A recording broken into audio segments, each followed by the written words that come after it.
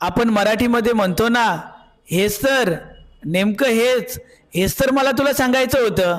विद्यार्थी मित्रांनो, जेव्हा मराठीच्या वाक्यांमध्ये हेच तर, नेमकं हेच असा शब्दप्रयोग असतो, या शब्दांना इंग्रजीमध्ये काय म्हणतात? अशा प्रकारच्या शब्दांचा वापर करून इंग्रजीत वाक्य कसे बनवतात, चला आज आपण शिकूया.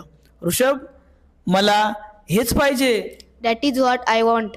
तिला हेच पाहिजे होतं. That is what she wanted. हेच तर तो तुला सांगत होता. That is what he was telling you. हेच मला म्हणायचे. That is what I mean.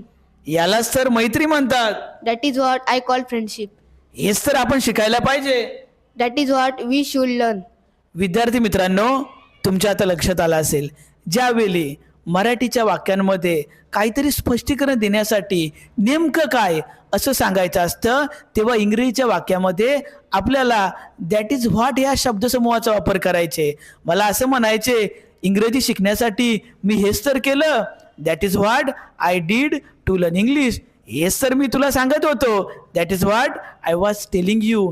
हेच तर मला नाही समजलं. That is what I did not understand. Thank you.